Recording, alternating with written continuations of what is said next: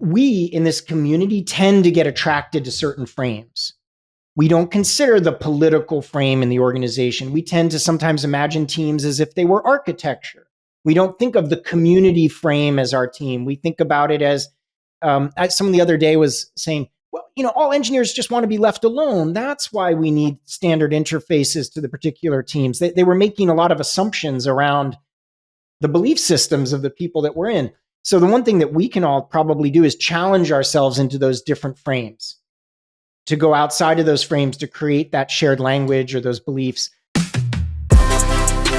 Hello, everybody, and welcome back to the Boundaryless Conversations podcast. This is our first episode of season 6. On this podcast, we explore the future of business models, organizations, markets, and society in our rapidly evolving world. Today, I'm with my usual co-host, Shruti from Jakarta. Hello, everybody. And I am excited to have with us a legend and master, I would say, of the beautiful mess of product thinking, John Cutler. John is a thought and practice leader in the product management space. He is known for his deep insights on product development, collaboration, systems thinking. He is currently an independent consultant, but has been working with very interesting and product-centric organizations such as Toast or Amplitude or Zendesk and many others. John also writes this fantastic newsletter, The Beautiful Mess, where he explores the intersection of product growth and organizational dynamics. It's a must-read for anyone looking to understand how to balance, let's say, strategy, execution, and continuous learning. John, it's fantastic to have you here. Yeah, wonderful to be here. Exciting.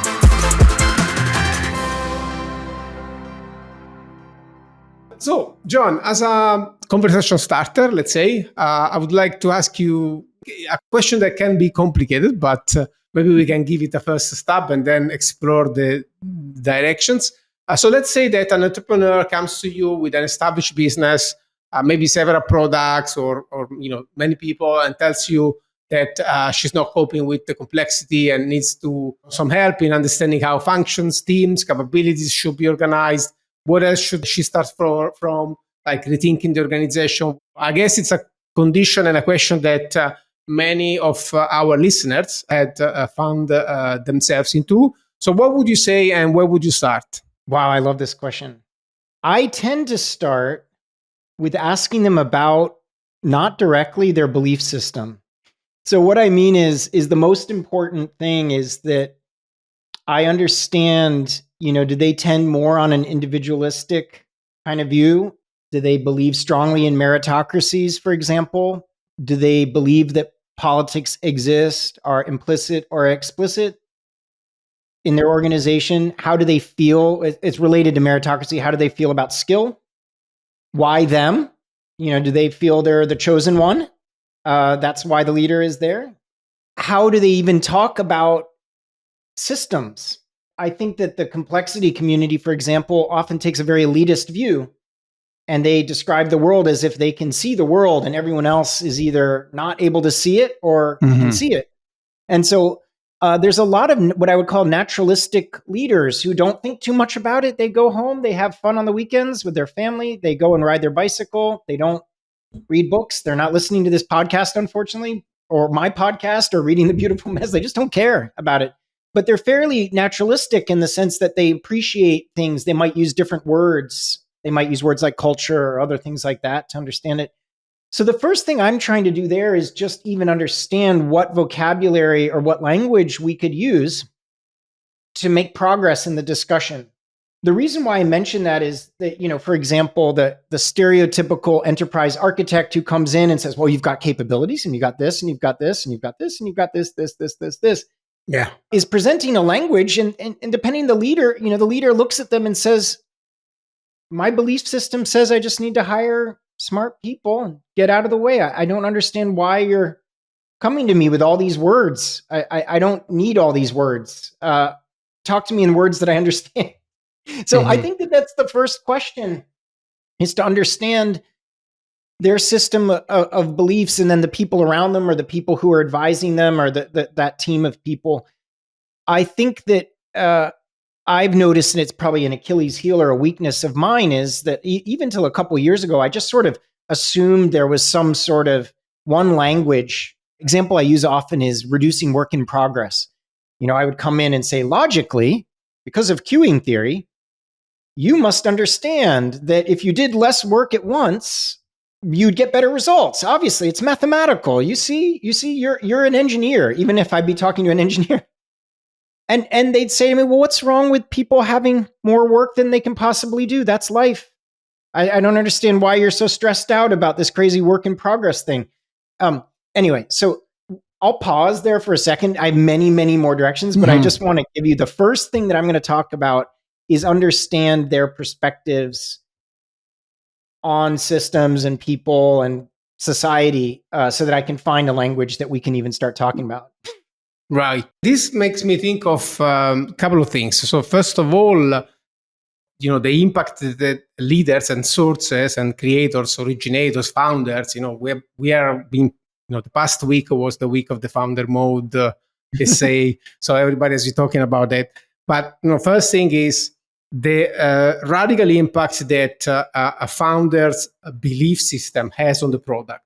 Okay, so that's one thing that you point out very clearly. So you say, as a coach, first thing I need to understand is what is the belief system of the CEO or founder, whatever, to understand how to relate with that. And the second thing is, it feels like you are anticipating that there is a potential diversity on how you can manage a company and still be successful, let's say. And maybe success is also defined in a different way by different founders. Yep. What are the implications on the product? So, for example, let me say, a certain product with a very strongly, I would say, directive founder with very strong ideas and very meritocratic, whatever, I don't know.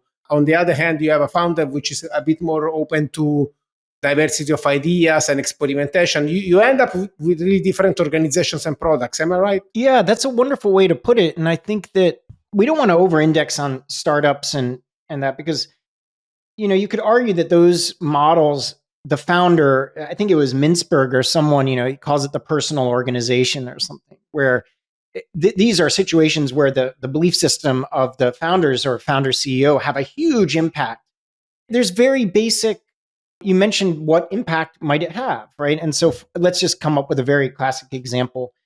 My friends at Google, for example, talk about promotion-driven development, PDD, which is many of the assignments of projects or when people consider new technologies or what things get greenlit or not are often based on someone saying, well, I'd like to get a promotion, so I'm going to propose this project. This is what the project's going to do, and this is what it's going to look like, and this is what success is going to look like, and go, to do that. So what's really funny, for example, in Silicon Valley, there's a reason why in these companies you find 8 versions of the same service. Because no one is going to slow down and no one is going to risk their promotion to let other teams do what they need to do. Now, you imagine another environment where, think of the exact opposite of that. Again, I'll use the enterprise architect idea. We can't have more than one version of this service. And they say, okay, you're right. We need to be very efficient here. That's very wasteful. We wouldn't want to do that. We wouldn't want to have duplication like that. So think about how that belief system, we need to move fast. We need to have independent teams. Talking to other teams is either bad or I'll give you an example from a Silicon Valley company just for the last couple of weeks. I said, well, is that a platform? They said, no. We're more of a sales engineering team. And what do you mean? He's like, well, we just tell managers to work it out. Good managers should just be able to work it out. And I say, you mean you don't worry about the interfaces between the teams or anything like that, like clean interfaces? They're like, no, that's for Amazon. That's not us. Here, we're moving fast. If you have a good manager, the manager is going to coordinate things for the team so that the team can move fast. What do you spend your day doing as a manager? 50% of the time is dealing with other teams to resolve dependencies and to manage to act as a human load balancer. So I'm just giving a couple examples here in the most extreme examples where this belief system of a founder or this belief system of an early person can have a very strong influence. I think what's very interesting, though, is I've described these rapid scale ups where the founder's philosophy has a very strong bearing. If we flip this and imagine a 150-year-old company or a 75-year-old company with so much inertia, there's no real strong opinion or perspective in the culture whatsoever. You begin to realize that having some of that kind of initial philosophy of the founder is actually kind of helpful. So these companies, it's very hard to get any kind of refactoring of the org. There's so many layers of sort of institutionalized incoherence in those settings, and everyone has their job and wants to keep their job and wants to do these things, that any type of refactoring or any type of creating more distributed or more independent model, it just doesn't happen. So there's a reason why those big companies use SAFe, because the only way they're going to get anything done is to do SAFe, because they've got teams of 1,500 people, basically, because of all the dependencies they have. Meanwhile, at the exact opposite end of the spectrum, you have teams of 3, 4, 5 people where even the mention of process or even the mention of platforms, it's like, just don't worry about it now. We're just go, just go. We need to get it done. So I just find it just fascinating. It does make a difference in the philosophies in these companies. So when you work with large companies, and especially old companies, as you said, first of all, they tend to be not entirely in digital. So I think there are some, and I would like to discuss this maybe later, but there are some entrenched elements of culture and management that are hard to connect with the modern lingo we are talking about when we speak about platforms engineering and we talk about, I don't know, product management and so on, and agile and whatever. Because, when I work with companies, for example, I don't know, from like mobility or industrial printing or, I don't know, digital pathology, whatever, they have a very kind of very complex, entrenched story that goes into that. But even if we think about the digital companies, right? There are two types of companies. One is the single product company that is very much focused on a product and can be managed in this very kind of hierarchical and source-centric way. But then there are the multiple product companies. And our perception of Boundaries is that markets are going in the direction of portfolio companies and multiple product companies.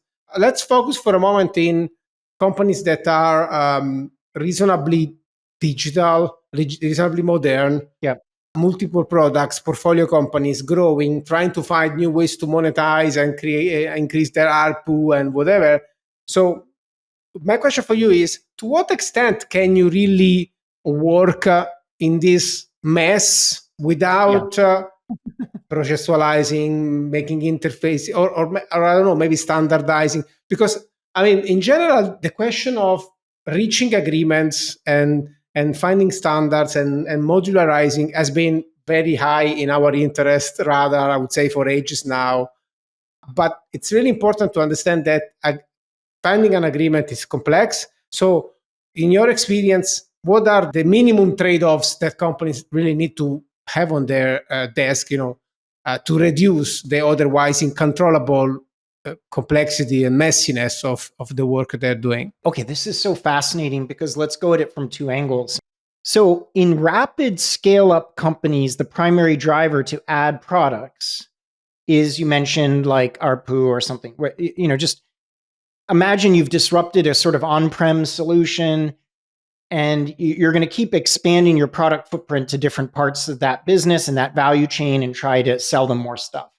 Now, what's fascinating, though, that's very different than something like a Cisco just acquiring companies based on a platform premise.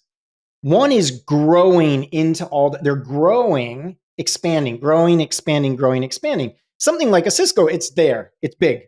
They're just like, we're going to go and put these, we have a platform hypothesis around why this is going to create economies of scale. So something like a Cisco is thinking, goodness, now that we have the customers, we can sell them other stuff. Let's just go and buy a bunch of companies to do it. That's not so dissimilar from the rapid scale-up startup.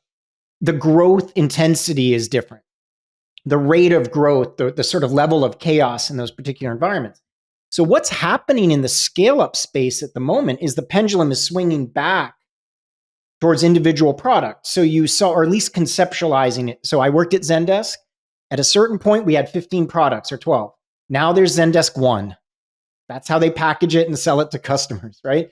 You see this pattern in a lot of scale ups that they went multi-product, but in effect, those products were kind of a combination of a feature and a package and a pricing package.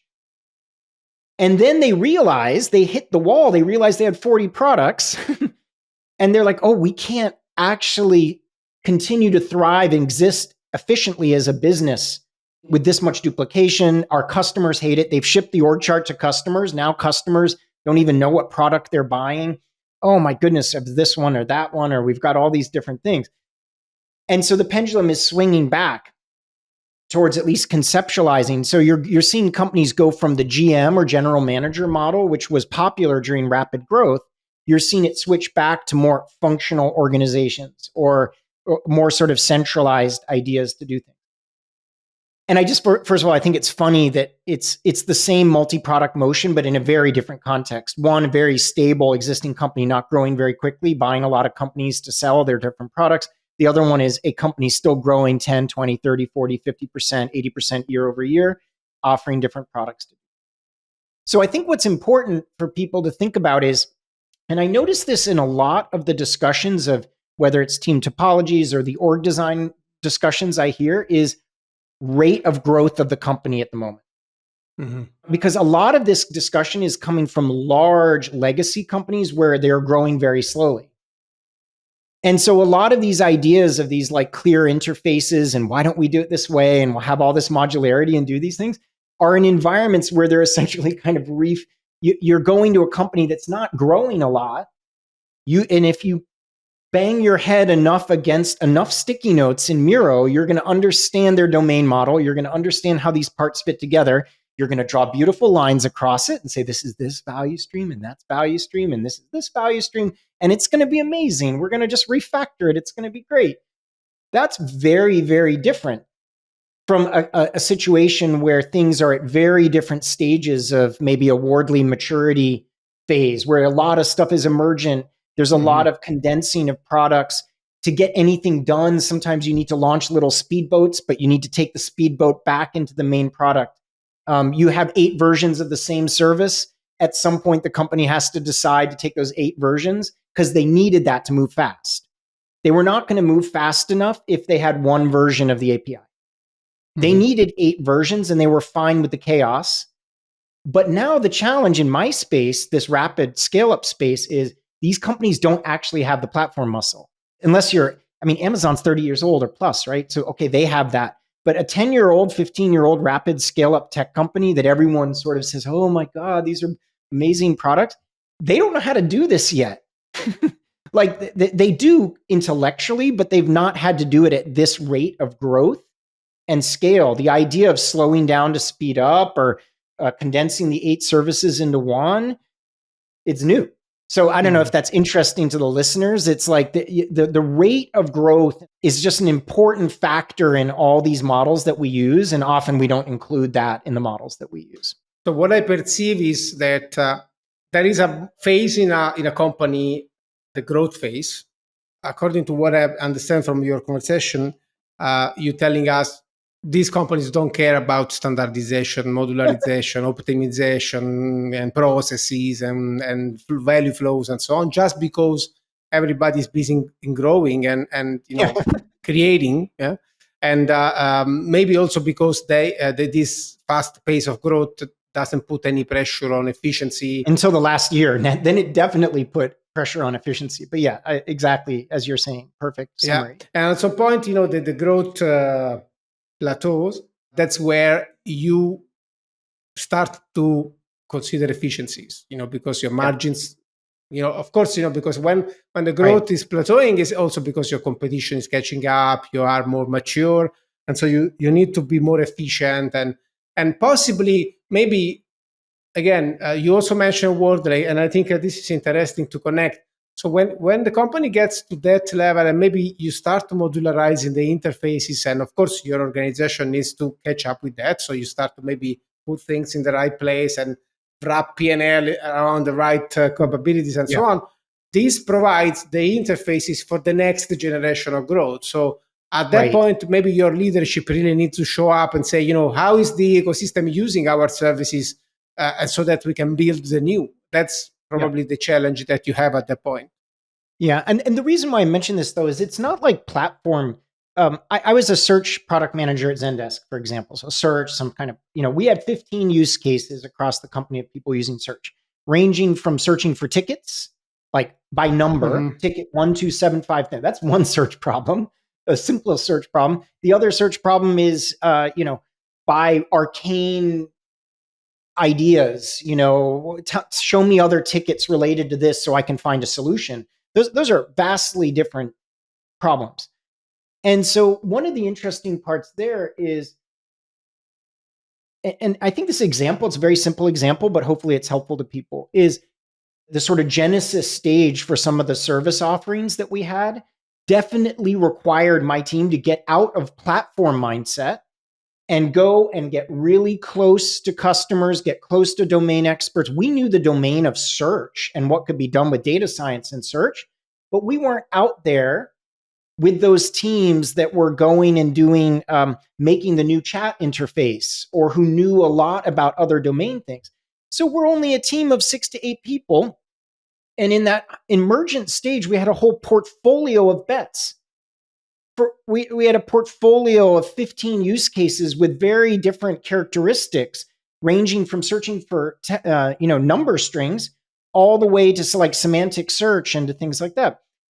And that's the reality in a rapid scale up things. You don't have 3 decades of the problem to go in and do it. And you had to think about, oh crap, okay, this month we have to go and basically go and live with that other team to understand that new surface area, to understand how it's going to impact search. And we need to maintain our number searching thing to be performant and to make sure it's doing it. So all the concepts, I think, relate to the things that you talk about and that's popular in the community. But I think it's like the real world in these rapidly growing companies are it's much more dynamic, and you have to, like, if we just jumped ahead towards thinking, oh, we're going to make everything a standardized API and do that, we would probably not solve the customer problem.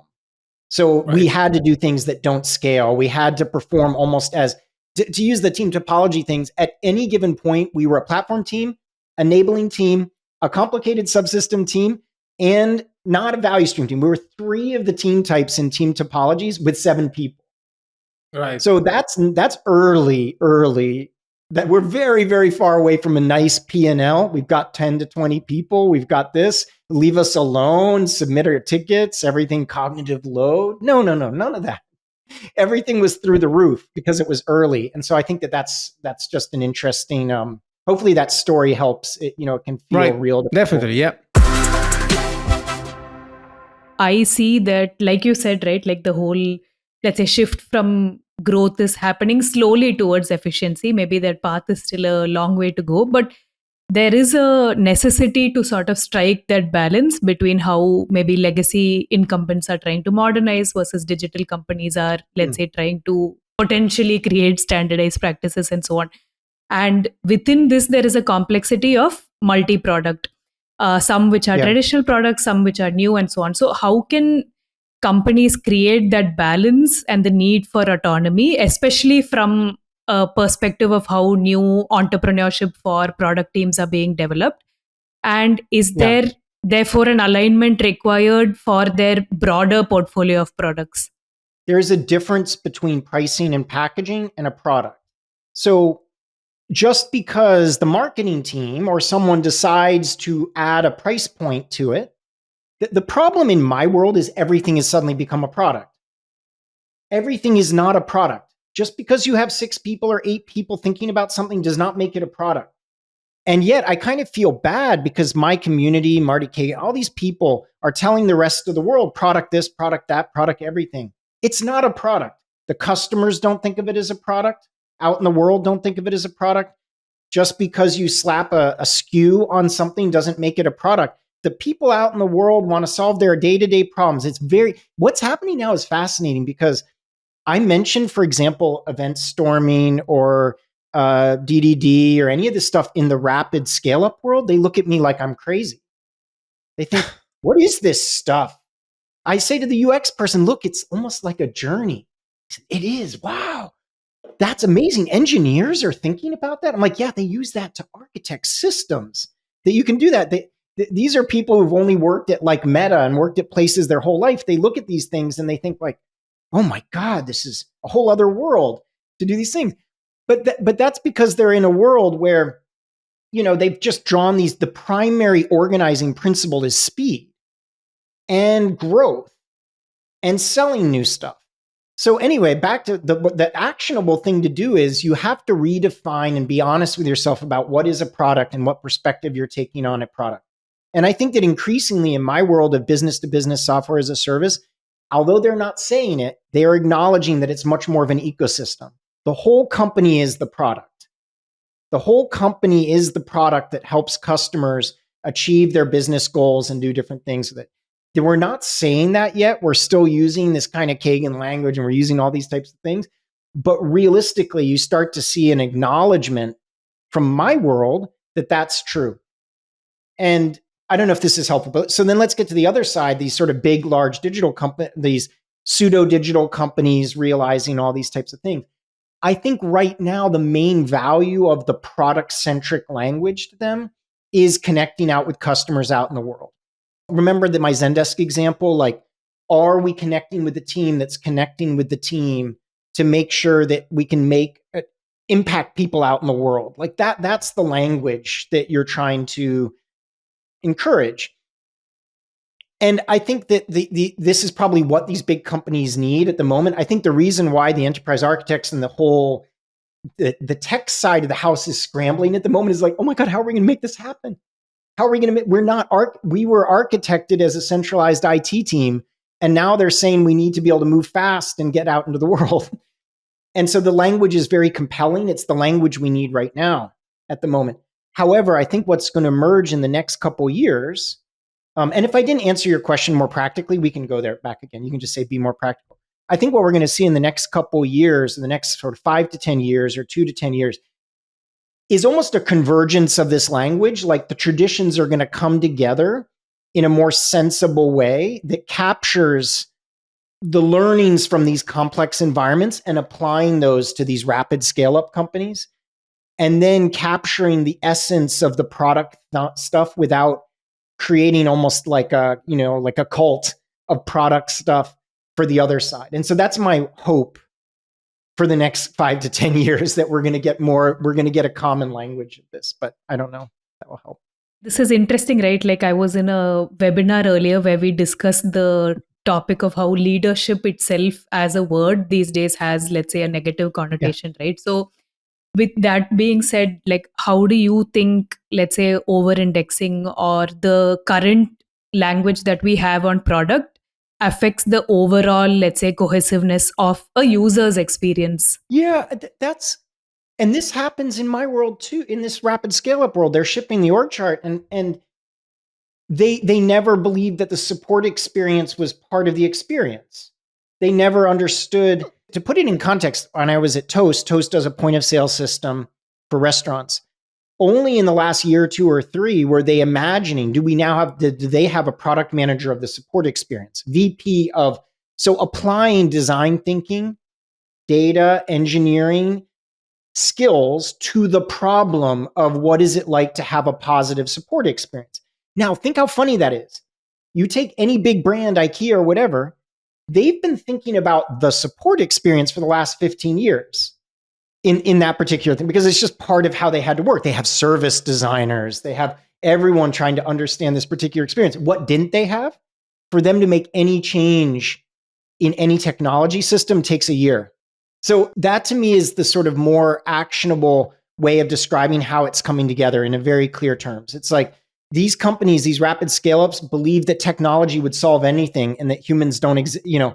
If our product is good enough, it's never going to need support.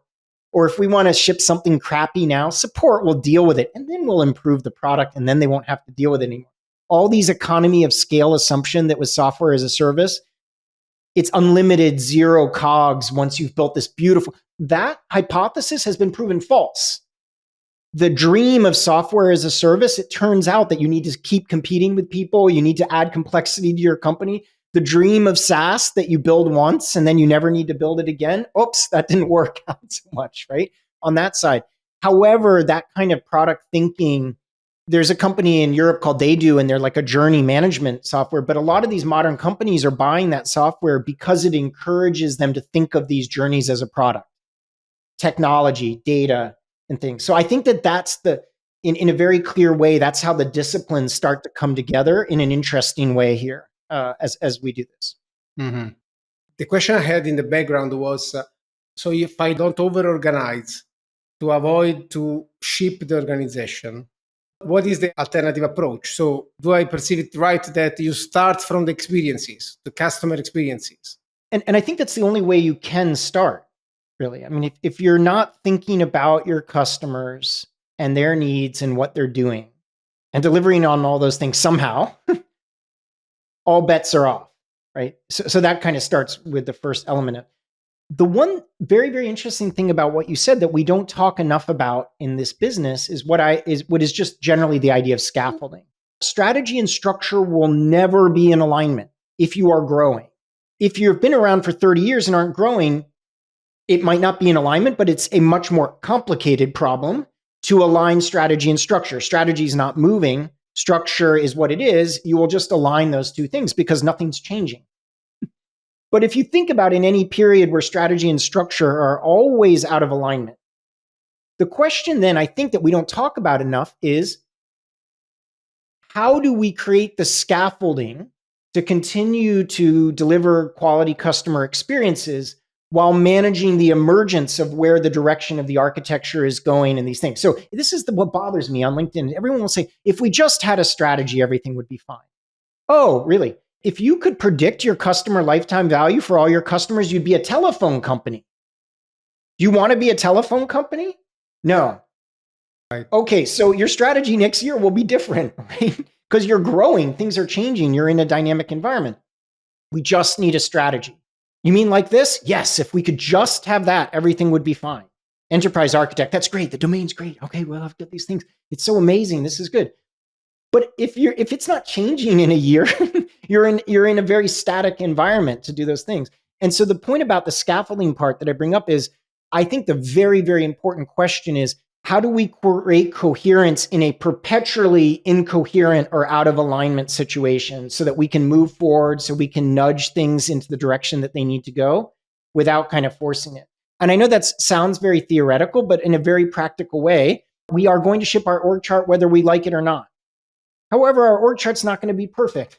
And we want our customers to be able to enjoy this. So you know what? There will be times when some teams will need a program manager to manage all those dependencies for them. It's not ideal. We don't want that to be forever. We don't want to adopt SAFe in 10 years, but it's incoherent and we need people and technology to act as the impedance adapter. You could think of it like electronics. An impedance adapter takes a charge from one side and a voltage on one side, and it converts it to be able to do it. This is the fascinating question that what you say brings up, that if we assume strategy and structure will never be perfect, in fact, if it is perfect, it means we're a dead company. And if we imagine that we'll always be out of alignment, there will always be a tension between the ideal and the current reality. And so we need to manage, what does it feel like to be in perpetual incoherence, coherently, which is a real fun problem. That's what I think a lot about these days, because it's easy to dream about the perfect architecture and then easy to dream about how shitty things are right now. It's very hard to imagine what it's like in that kind of always incoherent zone. One thing you said, first of all, start from the customers and start from the experiences that customers are seeking for and having with your company, organization, product. And one thing that we often do with larger organizations, in general with portfolio organizations, is to map the portfolio visually and also try to consolidate information on the customer in a way that everybody can see the same things. So, for example, I don't know, if I do an interview with a customer, your profiling these customers needs to be accessible to everybody. On the other side, another thing we do is taxonomies. So we try to at least have a conversation around what our products are. So what type of products are we building? And sometimes we do not really enforce the taxonomy, but at least having a conversation on the taxonomy is helpful to understand how things can plug into each other. And then, of course, there is the question on that also Shruti brought up. So autonomy, entrepreneurship. And we use sometimes these micro-entrepreneurial P&L bearing structures to not just give people a fake autonomy, but give people real autonomy. So which of those artifacts sounds interesting or useful to you? Oh, I love them all. I mean, that's the tool chest that I've been using a lot lately is just shared. The big aha moment to me was alignment versus coherence, which is all very probably new. It's probably very familiar to folks who listen to your podcast, but how many environments I've been in where someone says, we've got to define quality or we've got to define value. Those things benefit by having many different interesting definitions. But the macro level idea of creating sort of coherence through shared language or exploring the different languages that people have from things, using different frames. I did an activity with a company recently, and in prep to the activity, identified over 18 frames for strategy. The technology ecosystem view of strategy, the competitive view of strategy, the customer's view of strategy, the go-to-market motion view of strategy, the blank view of strategy, the financial view of strategy. 18 different frames. And so the idea that like we're primarily in the sort of coherence building business in what we're doing, where if we just pick one of those frames, it's going to be impossible. If we pick all of them, it's going to be paralyzing complexity. And so this idea of dipping into creating shared language and different views, but then coming up with purposely simplified models or some kind of understanding of what's happening so that we can make any progress. Everything that you mentioned, that's how I think about those particular ways of doing things. And I think that the one thing that anyone should take away is we in this community tend to get attracted to certain frames. We don't consider the political frame in the organization. We tend to sometimes imagine teams as if they were architecture.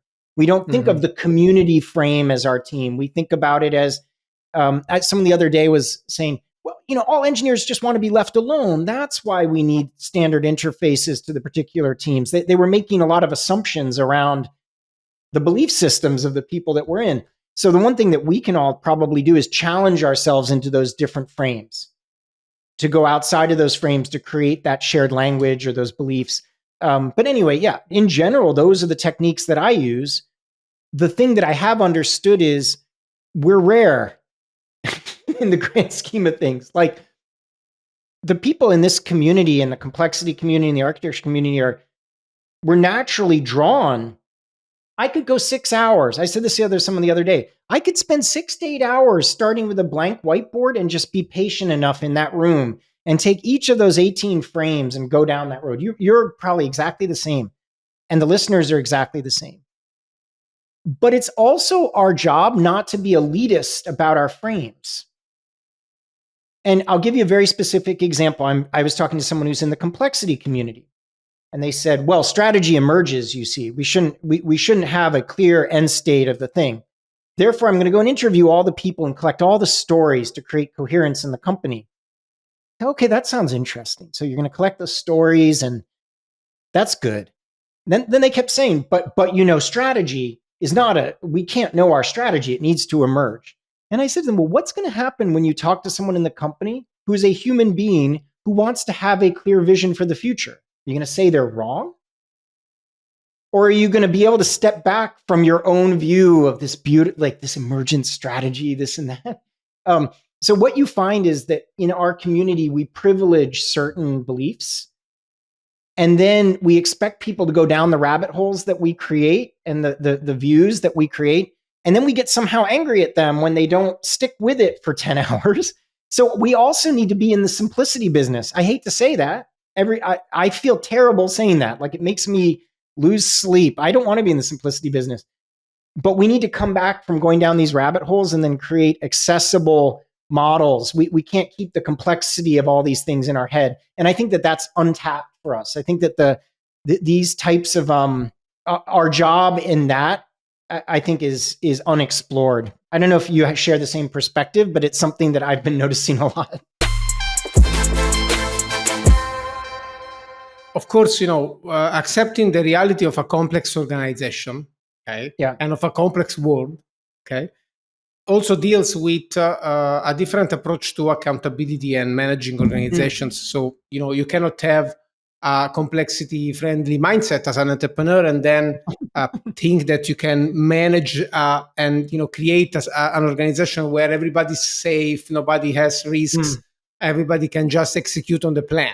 Probably at that point, you need to give a lot of autonomy to teams, but also they need to get accountability, because essentially the question I was having is, how can you then manage resources or manage plans or roadmaps? And then I said, maybe you just have to make everybody accountable to the customer or to one customer at some point. And that's a way that you create this forcing function that is really complex friendly and can run the organization on its own, because that requirement is that you just satisfy a customer need and you are possibly P&L positive. So what do you think about that? Well, this was just about an hour ago. I had this way to describe it, and it's with the words just and but and can. So there's the justers. We just need to have leadership. We just need to do this. We just need to organize. We just need complexity. We just need to have better leaders. We just need to have complexity informed leaders. It's like, now the but thinkers are thinking, oh, but what happens this? But what happens in this context? But what happens with this? And but what happens? And then the third one I realized this morning is the can view.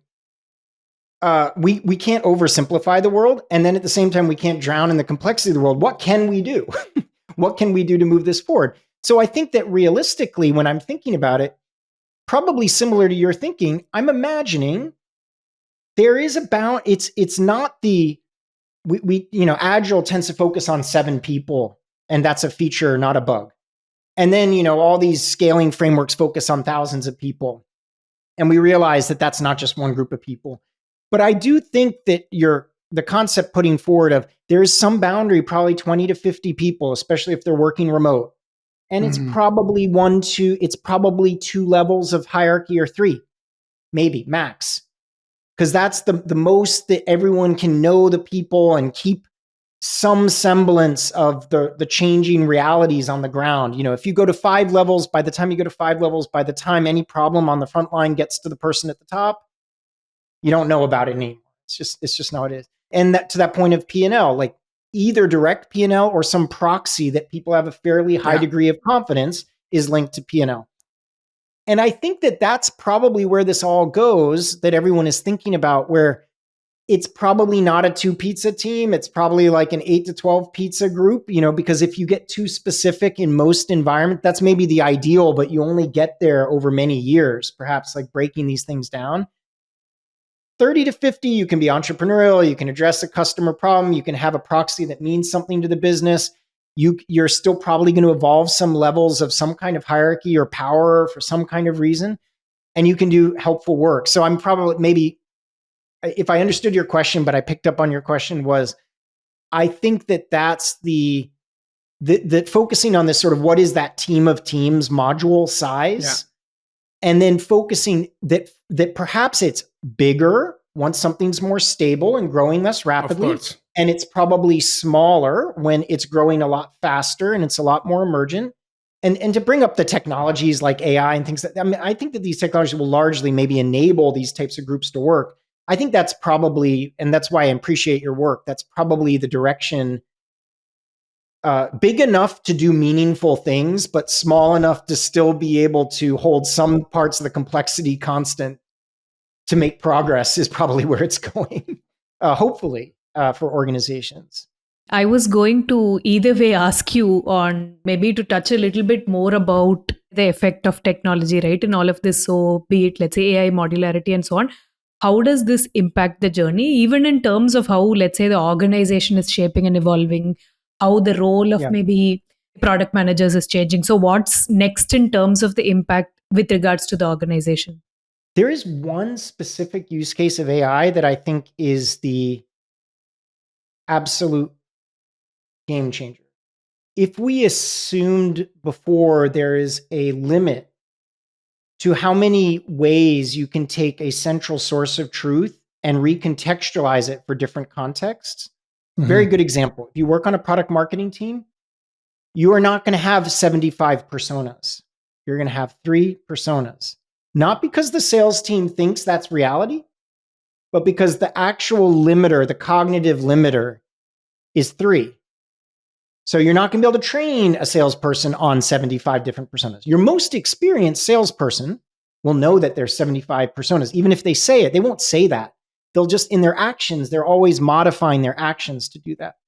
So I think that the absolute game changer in all this is, the code completion and, yes, it's going to make people more efficient.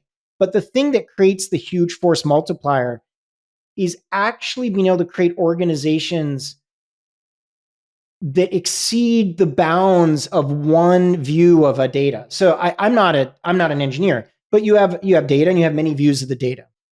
And right now we have a limit to the number of views you can have to the data because the consumer is limited. You can make infinite views of the data, but the consumer can only process 3 views of the data. But what we're going to have is we're going to have data and you're going to have it recontextualized in many different ways. And I think what this allows is it breaks down the central limiter. The central limiter was just cognitive complexity for different perspectives and framing. So back to our example, let's just say you have 5 dimensions, the seniority of the salesperson, the 72 personas, the stage of the customer journey that they're at, the culture of where the customer is located, and things. You already have 3 million variations or something like that. I don't know, like you have to the nth problem. But now you don't have that problem. You have something that can go there and say, oh, by the way, you're talking to someone from Jakarta who's in an enterprise with 3,000 people. You're a new salesperson. You need to get on the call and you need to talk about this as your script to do it. How crazy is that? I'm using sales, but you can imagine for any customer problem. So what it's going to allow us to do is, although we're never going to, complexity is not this sort of, you're never getting there, but it allows something very, very profound in organizations to enable the type of stuff we talk about. So the idea that you could spin up specialist teams that would normally be rate limited by the number of times they needed to recontextualize their service across the organization, now we'll be able to spin up a specialist team because now you can recontextualize what they're doing across an organization. I don't have even the words to describe it yet because I'm not a specialist in that area, but this is just my simple person's way of seeing this and how it might make a difference and enable more creative organizational charts. Like the example I made of the 30 to 50 people in a massive organization of 5,000 people, the rate limiter would be how do those 30 to 50 people describe what they're doing to another 1,000 teams, 500 teams or whatever. Now that rate limiter might not exist. Mm-hmm. And it becomes very interesting because it's not the code problem. It's not the API to the thing. Oh, we have a standard interface that 500 teams could use. That wasn't the problem. It was the contextual problem that was way bigger than a standard interface. And so maybe that problem gets removed or changed even slightly could be a huge thing. Generally improves the quality and reduces the cost of internal shared services to some extent, if I understand. Yeah, any recontextualization can be potentially made more efficient. Yeah. Again, reduces the cost of contextualizing it. So it's really, and makes it much more effective for niches. Just a quick one before Shruti goes with the breadcrumbs. I feel that lots of people is talking about the impacts that AI, for example, or technology advancements are having on the supply side, on how we build products and so on, how we run organizations. What do you think is going to be the impact on the customer side, and in turn, how this translates on the product and organization? Well, I'm not an expert in that. I mean, I think anytime you see technology, you see change consumer habits. And we saw it with mobile and we saw it with different. What I mean is, how much of the product and the organization goes back in the end of the customer. We witnessed already a major transition of power from the organization to the customer, from the brand to the customers in the last 20 years. I feel it's going to be much bigger now. There's a lot of what we produce in terms of value as organizations and products that is going to go in the hands of the customers. So what do you feel That's about an that? interesting way to put it. That's making my head explode. I might need to pass on that one because We're going to have another episode maybe on this, or I would love to read something from you on that topic. Yeah, I mean, I think a lot. This is probably not answering the question, but I just think about a lot of B2B companies that essentially applied cloud and created in the B2B space. There was this idea. It's called system of record, system of engagement. And then they said something like everyone wanted system of intelligence. That's what I worked in an analytics company. So we were like system of record, system of engagement, system of intelligence. I think that this makes that possible. But then to your point, it creates this sort of shift. And it challenges my head to imagine. So we'll have to do another. I'll try to write a blog post about it. Yeah, that would be fantastic, actually. I mean, towards the end of our podcast, John, we have a section called the Breadcrumbs section where we essentially ask you to share some recommendations on maybe books, podcasts, movies, even music, whatever inspires you in your journey, so our listeners can gain from that. Yeah. Oh, okay. What are some things? Yeah, there's a couple things. I think probably some folks are familiar, but in the last year or so, I read a book called Images of Organization by Gareth Morgan. That had a pretty profound impact on how I see things. It made me realize I was very biased to certain frames of organizations, but I hadn't really deeply considered like the political frame. And if you read my writing, you can see I'm kind of all over that at the moment. You're probably getting bored of it by the moment, but I'm really into it. So I'm going to go that direction. There are some other books, and I'm just reading out my list of books, which I think would be interesting. This is an older book, but I love Jerry Weinberg. And Jerry Weinberg, I hadn't read this book called The Fieldstone Method. And in the Fieldstone Method, he presents this beautiful analogy for life, which had a huge impact. And he describes it as, in life, we're wandering around picking up fieldstones. Like on the beach, you pick up fieldstones. This actually has probably a lot to do with AI and book writing and all kinds of stuff too. It's pretty crazy. So you pick up these fieldstones. Like, oh, I found this little thing, or found this. But in our case, it's ideas. And he talks about the idea that eventually, yeah, maybe you write a book or you do something, but you're taking your fieldstones and you're assembling them in a wall. And there's just something very interesting about that, about distributed intelligence and the idea of, there's these many note-taking books too about how to take atomic notes. And there's all sorts of stuff in this sort of second brain community. But Jerry Weinberg, it's just beautiful how he puts it. Like, we're in life, we're picking up these stones. You got to kind of keep the stones. Don't don't judge yourself. If you see something that's interesting, pick it up and make sure you write it down. And then later we can frame our ideas by collecting these stones. So I thought that was a very, very interesting book. I'll leave you with one thing. There's a book by Jeffrey Pfeffer, I think is his name, called Leadership BS.